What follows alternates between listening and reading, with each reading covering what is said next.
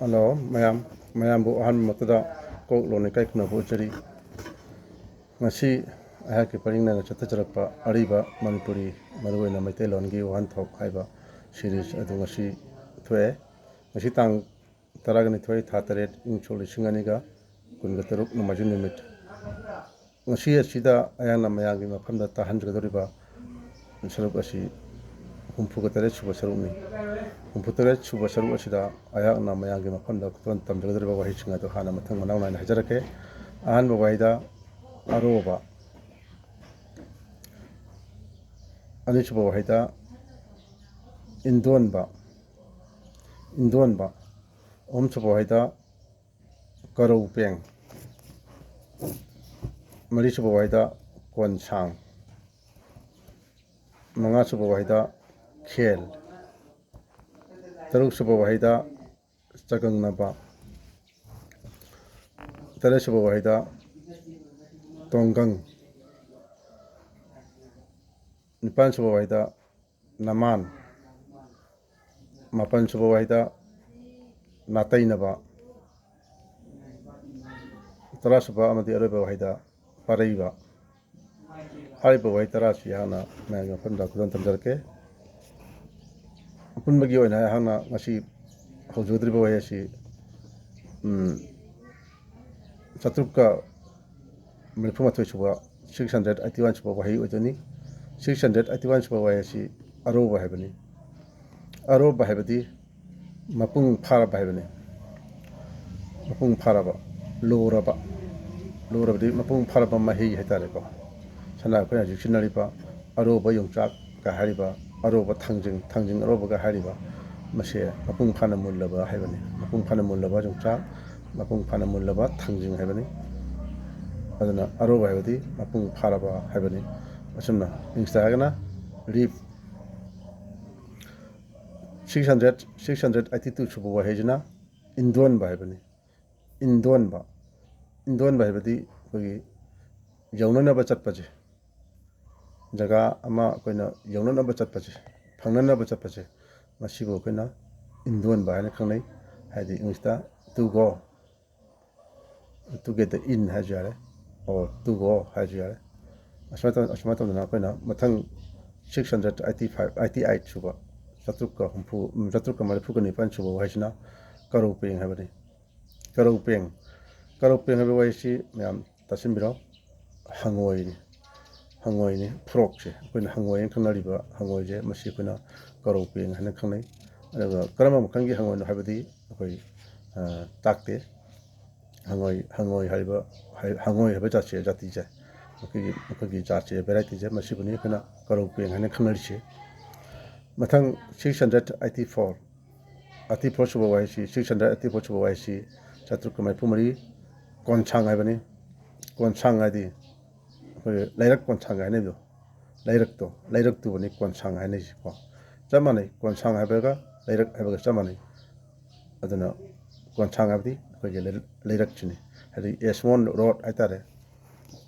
ingsta haga mathang 685 chatrukka maripu manga suba waisna khel habani khel habasi myam tasimiro khel adi nung habani hadi nung koina haji nung ana koina myam khanariba nung je masibani koina khel haje ingsta gana stone mathang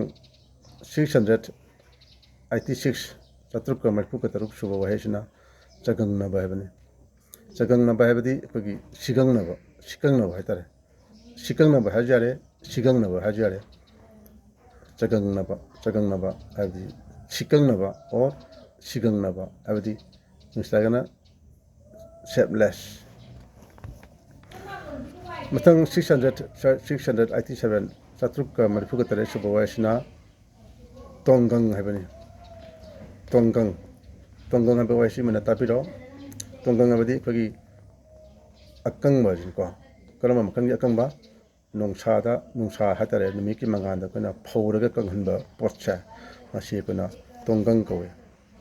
haidi ingstagana sandrai next mathangda chatrukka marifuka nipan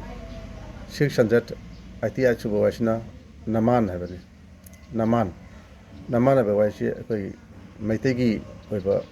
ꯄꯣꯠꯇꯗꯤ ꯃꯁꯤ ꯀꯌꯥ ꯁꯤꯖꯤꯟꯅꯗꯦ ꯑꯩꯈꯣꯏꯒꯤ ꯃꯩꯇꯩ ꯄꯥꯡꯈꯜꯒꯤ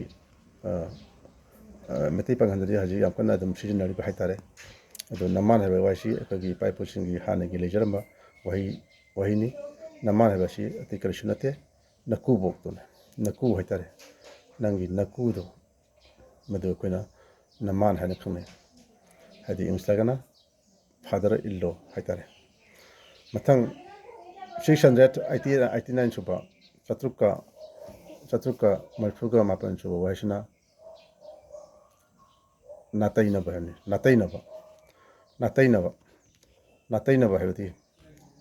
ꯊꯪꯅꯕ ꯍꯥꯏꯕꯗꯤ ꯊꯪꯅꯕ ꯍꯥꯏꯕꯗꯤ ꯑꯩꯈꯣꯏꯒꯤ ꯅꯛꯅꯕꯗꯣ ꯃꯄꯥ ꯑꯣꯏꯅ ꯃꯄꯥ ꯌꯧꯕ ꯃꯄꯥ ꯌꯧꯅ ꯑꯗꯒꯤ ꯉꯝꯂꯣꯟꯅꯕ ꯍꯥꯏꯇꯥꯔꯦ ꯃꯄꯥ ꯑꯣꯏꯅꯁꯨ ꯇꯧꯕ ꯃꯄꯥ ꯑꯣꯏꯅ ꯍꯥꯏꯕ ꯋꯥꯍꯩꯁꯨ ꯑꯗꯨꯁꯨ ꯁꯤꯖꯤꯟꯅꯩ ꯑꯗꯒꯤ ꯃꯄꯥ ꯌꯧꯅ ꯑꯗꯒꯤ ꯉꯝꯂꯣꯟꯅꯕ ꯍꯥꯏꯗꯤ ꯊꯪꯅꯕꯗꯣ ꯅꯛꯅꯕꯗꯣ ꯑꯗꯨꯕꯨꯅꯤ ꯑꯩꯈꯣꯏꯅ ꯅꯥꯇꯩꯅꯕ ꯍꯥꯏꯗꯤ ꯏꯪꯂꯤꯁꯇꯒꯅ ꯅꯤꯌꯔ ꯍꯥꯏꯅꯁꯨ ꯈꯪꯅꯔꯦ ꯁꯇ꯭ꯔꯥꯏꯠ ꯍꯥꯏꯅ ꯈꯪꯅꯩ ꯃꯊꯪ 690 ꯁꯨꯕ 690 ꯁꯨꯕ 790 ꯁꯨꯕ 140 ꯁꯨꯕ ꯋꯥꯍꯩꯁꯤꯅ ꯄꯔꯩꯕ ꯍꯥꯏꯕꯅꯤ ꯄꯔꯩꯕ ꯍꯥꯏꯕꯗꯤ ꯈꯨꯖꯤꯟ ꯊꯧꯔꯥꯡ ꯇꯧꯕꯁꯦ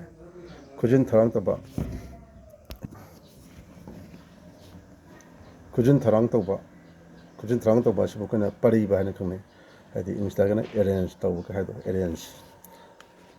ꯑꯁꯨꯝꯅ ꯉꯁꯤꯒꯤ ꯑꯩꯍꯥꯛꯀꯤ ꯄꯔꯤꯡꯅ ꯆꯠꯊꯖꯔꯛꯄ ꯑꯔꯤꯕ ꯃꯅꯤꯄꯨꯔꯤ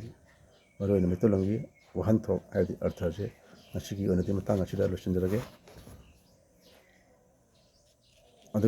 ꯃꯁꯤꯒ ꯂꯣꯏꯅꯅ ꯑꯩꯍꯥꯛꯅ ꯃꯌꯥꯝꯒꯤ ꯃꯐꯝꯗ ꯀꯔꯤꯒꯨꯝꯕ ꯈꯔ ꯍꯥꯏꯖꯔꯤ ꯃꯗꯨꯗꯤ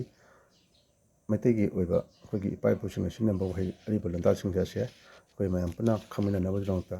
ꯑꯗꯣꯝꯒꯤ ꯃꯌꯥꯝꯅ ꯑꯣꯏꯕ ꯅꯨꯡꯁꯤꯕ ꯁꯤꯔꯤꯁ ꯑꯁꯤꯕꯨ ꯆꯦꯅꯦꯜ ꯑꯁꯤꯕꯨ ꯅꯨꯡꯁꯤꯕꯤꯗꯨꯅ ꯁꯤꯌꯥꯔ ꯇꯧꯕꯤꯌꯨ ꯑꯃꯗꯤ ꯂꯥꯏꯛ ꯇꯧꯕꯤꯌꯨ ꯍꯥꯏꯅ ꯃꯌꯥꯝꯒꯤ ꯃꯐꯝꯗ ꯍꯥꯏꯖꯔꯤ ꯉꯁꯤꯒꯤ ꯑꯣꯏꯅꯗꯤ ꯃꯇꯥꯡ ꯑꯁꯤꯗ ꯃꯌꯥꯝꯗꯒꯤ ꯀꯟꯅ ꯌꯥꯊꯪ ꯅꯤꯖꯔꯤ ꯌꯥꯏꯐꯔꯦ ꯏꯃꯥ ꯂꯩꯄꯥꯛ ꯃꯅꯤꯄꯨꯔꯅ ꯌꯥꯏꯐꯔꯦ